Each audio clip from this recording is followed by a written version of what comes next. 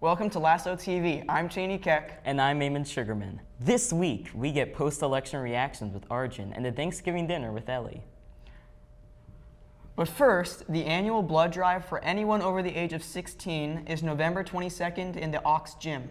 This event is done by Inova Hospital, and all donations will be used for medical research. Last Friday, the George Mason Model United Nation Club traveled to the College of William & Mary. On these expeditions for the Model UN Club, students get to simulate real-life United Nation conferences. Teams from schools take on the role of countries from around the world and must negotiate with other countries to create resolutions for current international conflict. And speaking of conflict, let's talk about this year's election. Do you really want to do that right now? Well, we won't be expressing any of our personal views on this show, but Arjun Narain has gotten a look at the reactions from our Mason students after this historic election. So today I'm here with Charlie Allen, Will Stewart, Matt Hills, Principal George Mason, Jack Walton. This is Miss Cao 高老师, 中文老师. So what's your general reaction to the election? I was very disappointed. Slightly relieved, slightly angry. I am absolutely disgusted with this country and its populace. Yeah, definitely a little surprised. All right, in a short few sentences here, I think election over the process is more important than the outcome. I feel like the only reason Trump won was because of all the advertising he did. I think the outcome is always there's a good and bad, pros and cons from different perspectives. I think what's great about in America is you respect the outcome, you work in the end as a whole team. And this was the best part of the democracy in America. And I believe because of that, no matter who is running the White House, he or she will be doing the great job and make America great again. Are you worried about the outcome of the election? Great question. Being a former government teacher, I believe strongly in democracy, and I think that our founding fathers put together a system in place that allows for checks and balances. And so I believe wholeheartedly, if we trust our system and we believe in everything we've done for the last 275 years, then we're going to be just okay. I do worry because everything is a new change. But you have to embrace the change. Give yourself a confidence and faith that we're all going to come to work together. Absolutely. I'm worried that a lot of my friends may be affected by his racist, xenophobic, and sexist policy making. All right. I wouldn't have been happy either way, I think, with Hillary or Trump. Are you surprised at the winner or the margin? Probably more so by the winner. And is there anything you're looking forward to or worried about with our coming president? I'd say overall I'm worried about their policy on healthcare. I'm not really sure what's going to go on. I'm not personally a very big supporter of Obamacare, but I mean, who knows what could happen. Also, was signed with funding for example, the National Science Foundation. I do have some worry with my father works for that, so it might, it might increase his age for retirement if it makes his job more difficult. But some things I'm looking forward to would probably be maybe relations in the sense of foreign policy. I saw that Hillary was a little too aggressive in what she was saying with her campaign, especially about what she wanted to do with Ukraine, the Baltic states, and Putin. So I was overall pretty relieved about that, was because I wouldn't see Trump really having any kind of intent on escalating what's going on in Estonia, Lithuania, or what's going on currently in Donbass in Ukraine. Personally, I'm not a fan of the Ukrainian government. I mean, I'm fairly happy to have somebody who's not really a big supporter overall of what NATO's doing currently. So yeah, that's what I'm looking forward to. So. Thanks, Arjun. Politics are really getting heated this year. That's right. But after a stressful election, we still have Thanksgiving to look forward to.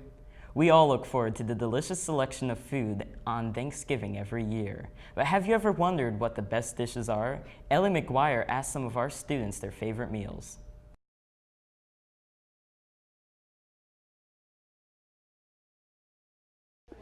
Hey, I'm here with Lauren. Lauren, if you could have one food for Thanksgiving, what would it be and why?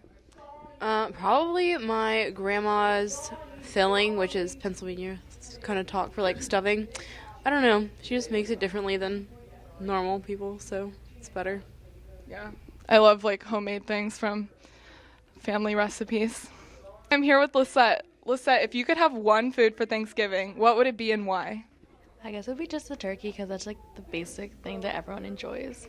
And I just grew up eating that. I didn't grow up with eating like stuffing, so turkey's like the basic thing that we would eat. Yeah. Probably stuffing because that one has like it soaks up the turkey juice for like the entire day and it just tastes the best. Yeah. I agree. I like mashed potatoes because I love potatoes. They're just so delicious. You can have them in any form. Fried pork because it makes you feel good. That's really weird. That's not an answer we've heard.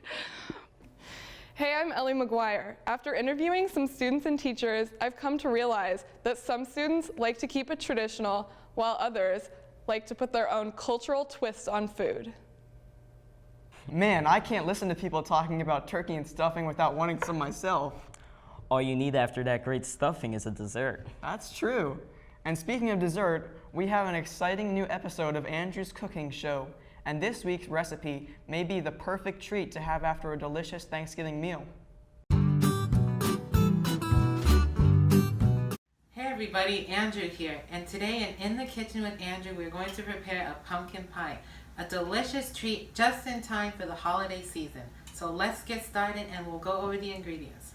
Here we have 15 ounces of pumpkin puree. Make sure it is not pumpkin pie filling because it will be way too sweet for your filling. Here we have 12 ounces of evaporated milk, 2 eggs, 1 egg yolk. Here we have half a cup each of brown and white sugar. For our spices, we have a teaspoon of cinnamon, half a teaspoon each of nutmeg and ginger, 1/4 teaspoon of cloves, and half a teaspoon of salt, some vanilla extract, and here we have pie crust, which we'll line our pie pan with and pour the filling in. The first step in making this delicious pumpkin pie is to make the pie crust first. So here we have a 10-inch pie pan that we're going to grease and spray with vegetable spray, and we're going to line it with our pie crust here in a second. So just spray this well so it doesn't stick. It's perfect.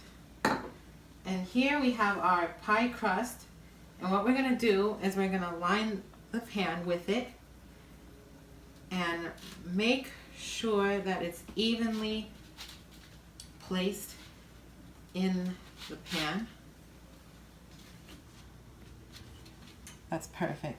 Now take a knife. If you see that there's any excess on the edges, just trim it off like that. And now we're going to take this and just set this aside until we are ready to use it.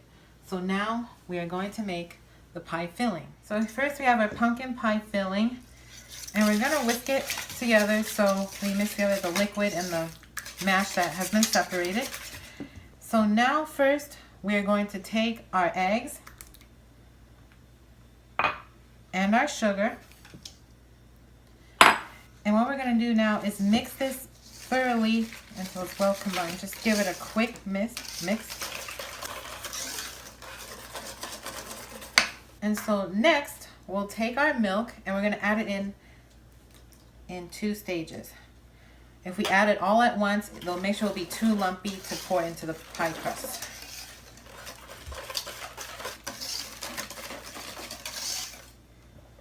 Then we're going to add the last bit.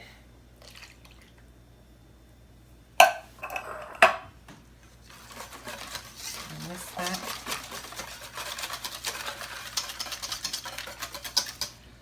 All right, now the last thing we're going to do is we're going to add in our spices and our salt. Just going to mix that in again. And then last but not least, we are going to add some of our vanilla extract. About a teaspoon should do it.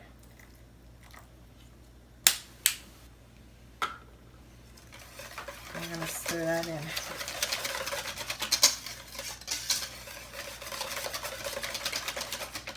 All right, and there's our filling. So now we'll get ready and pour it into the pie crust. Remember everyone, before you start baking, preheat your oven to 425 degrees. And now that we've got our filling put together, now we're going to carefully pour it into the crust.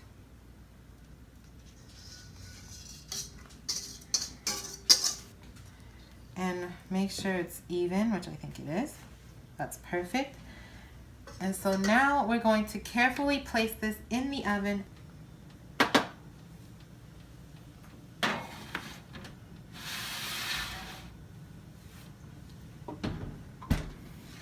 So after it's been placed in the oven for 15 minutes, turn down the temperature to 350 degrees and continue cooking for a further 30 minutes.